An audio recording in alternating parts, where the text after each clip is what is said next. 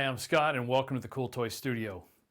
Today we are going to give you a little insight into what we do here and how Fan2Stage works and how you can use it for your own live shows, but make sure you're doing it in a way that keeps you engaged with the audience and the audience engaged with you. Most important part is the audience connecting. That's it. CoolToys, we're in the studio. This is one of our littler ones that we use for audio and that kind of thing. It's actually a home studio in a bedroom that has been modified. Very simple. We'll go through the whole studio really quick. We'll talk about what it takes to make a live show and what it takes to make a live show successful. Now, Fan2Stage is a way to keep live shows connected. The background's simple. We started CoolToys and it was a lot of fun. We brought in a live audience and then we lost them due to the pandemic. So I started doing what's called a current stream, and that wasn't nearly as much fun. So Josh and I got together and we started CoolToys again, and we tried to use all the different tools out there, chat rooms, question and answer boxes, all these things, but it was too distracting for the show. We just needed to know if the audience was laughing with us, laughing at us, or if they were applauding or booing. I mean, the basic stuff you want from an audience. You know, as an actor, live shows are the most fun to do. It's just a lot of fun to be in front of a live studio audience. I'm very sad that sitcoms aren't doing that right now. I hope that part sort of returns, but something like Fan2Stage could bring the audience in, at least give them that energy. You can have a few people up on screens if you like, but the reality is the actors can't see that. They feel the energy, they hear the energy, so we can do that virtually with the app. Now, if you're an entertainer or a host and you want to do something from home and you want to do it live, I highly recommend Fan2Stage, and I will tell you how our system is set up here and how you can use it to your advantage. Very simply put, we have a bedroom that's converted.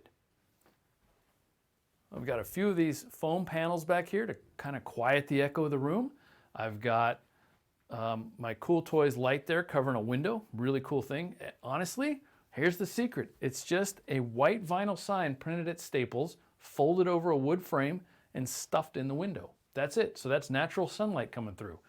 I use the same thing over here to bring a little light in the room. It's just a white sheet. Basically, it's called a muslin that you can buy from any camera shop online like Sammy's or B&H Photo or Adorama, and I'm sure there's some on Amazon. In fact, I'll try to dig some of those up for you and put them down below on the affiliate link stuff. So yes, we do affiliate link. We'd like to get a little bit of money too for all the stuff we recommend. If you want to buy it somewhere else or you find a better deal, please do it. It's not that important to us. Fan2Stage and getting you live is way more important. Got a couple LED lights. You can you see? Little one back there. It's turned off right now, but there's an LED light back here that I can turn on. There's a couple up front.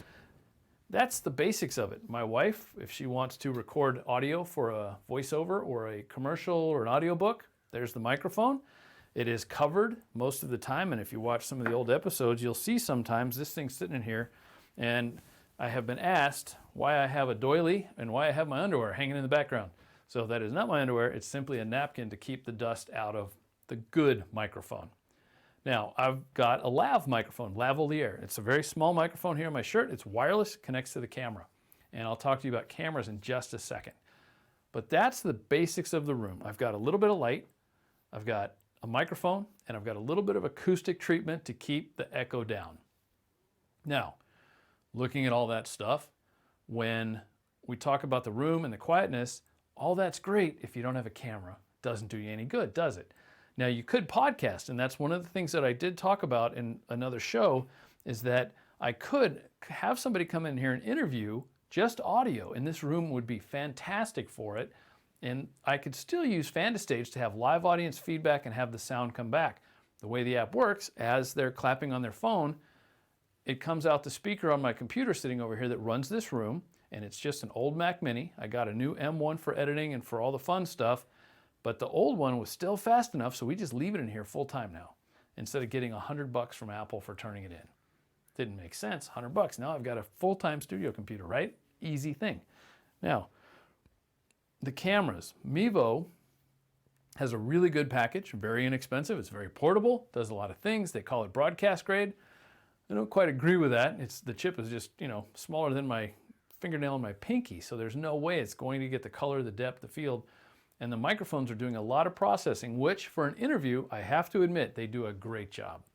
So if you're just interviewing people and you're running on the road and you're doing it for a school or for, you know, maybe even like we're on Roku at CoolToys, so we have a Roku channel and a Beach Street News channel, but we use pro-grade cameras. And we really do try to keep all of our product at the quality of a TV station. So to do that is not as hard as you think. For the same price as a couple of Mevos, or maybe even a little more, you can get Canon XF 105s used, Canon XF 205s, a little bit better, used. And I'll tell you why I like them. They've got a better lens, a bigger chip. They've got XLR inputs. Now XLR, if you've played music on stage or if you've ever worked on stage, are these crazy cables. So they're pro grade and you can hook up professional microphones. Instead of buying a webcam super mic like this Rode, you can have the real Rode NT5s, and instead of having this little funny connector, you've got the big ones. So this lavalier mic is connected with an XLR wireless receiver right up on top of the camera. So much higher quality, much better product. And you have an HDMI out and you got a chip that's about this big collecting the data. So you can imagine if you got to see that much on video or you see that much on video. And I know iPhones and Samsung Galaxies are rocking it when it comes to some 4K video, but when you really compare it to what the bigger cameras can do, it just isn't quite the same. There's a lot of adjustments that you just don't have that you can tweak with, like neutral density filters if you want to make something darker, lighter, add a little bokeh, blur out the background. Lots of options when you have the better quality cameras you don't have with an iPhone or a Mevo. So couple of cameras. Now I use HDMI cables, very simple, just like I'm hooking up a cable TV to come out of those cameras, and I go into what's called a Blackmagic Atom, ATEM. I have no idea what that stands for. It's something television, blah, blah, blah, fancy. Don't care, ATEM. Great toy.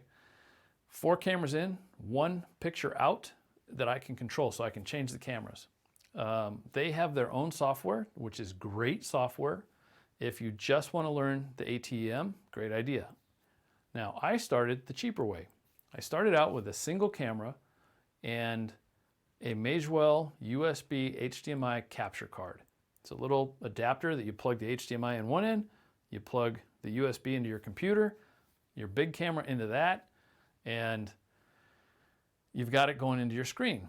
Then I can use something called OBS Studio. It's free, and it probably is one of the best tools for learning how video production works, because you can see multi-camera inputs and you can use a toy like this to get started. 180 bucks is a Slipstream, is this little guy. Each of these buttons can be programmed with a picture and words. So, you know, dummies like me, car 1, push, and car 1 shows up on the screen. For CoolToys, that's a great tool. I was talking about how the new Land Rover looked a lot like a Honda Pilot. So it's really simple to push a button. There's a Land Rover, there's a Honda Pilot, and let the audience see that. And then with Fan2Stage, they can applaud, laugh, or boo and give me that feedback so I know if I'm giving them what they want to see, if we're connecting me, the show, and the audience. So again, simple studio, not a lot to it. It's just basically a bedroom with a little bit of acoustic pads, a couple of lights, and those can be on stands. You can get a ring light, all kinds of ways to do it. A little better camera, a little better microphone. I use the Blackmagic ATEM because we do use multi-camera. There's close-ups in a lot of our shows for CoolToys. If you look at the RC ones where Josh is monkeying with stuff. We like to get up close and personal because some of the gears on those RC cars, man, they are tiny. And you're not going to see them if I hold them in my hand. So, you know, we're talking about all the cool stuff on the show, but some of the cool stuff is actually right here in the studio, and it's stuff that you can use to get your show live. And then all that just connects to a Mac Mini. Now, the important part and why we're really here, where this video is going, is the network. Your network is only as good as the slowest piece from where your internet connection is all the way to the camera computer that's in here. So this Mac Mini out to my fiber optic router, anything in the middle can slow it down and cause a problem. Wi-Fi, the Mevos work great on Wi-Fi, and you could use Wi-Fi with this if you wanted to, but If you're in an area where you click on connect to hotspot and you see 10, 20, 30, 40, 50 hotspots, all of those are competing for that same bandwidth. They're all fighting with it. And you've got cell phones on it. You've got kids streaming videos. So all that stuff's competing for that much bandwidth, where if you're wired, your limitations are the ports and the hubs in the middle. So very simply, that Mac plugs into a jack in the wall. Looks like a fat telephone jack. You've probably seen them. They're on the back of your computer. This is a switch. There's 6 of them on here. So it goes from that Mac into that. That cable inside the wall runs into a closet that has a switch like this. Plugged into that switch are the studio, the editing computer, a printer, and then an out. And that goes directly to the router, which goes out of the house. So I've only got 2 things in between my computer and leaving on the internet on fiber optic to you. So that's it. It's that simple. Now there's a critical thing to keep in mind. If you are going to wire, hubs and switches are different. Switches cost more, but they're much faster because a hub's a party line. If the signal goes into one, it comes out all of the other ones and vice versa. So every printer has to say, I don't want to watch video. And the hub says, okay, well, here's a video anyway. Think of it like streaming to all of the stuff in your house, even if the stuff in the house doesn't want to watch it. If you have a switch, it says this live stream is going out to the internet. It goes in this port, out that port. These ports don't see any activity. It stays cooler. It runs more efficiently, and it's faster. That's the key. It's faster and more reliable internet. So that's the gist of it.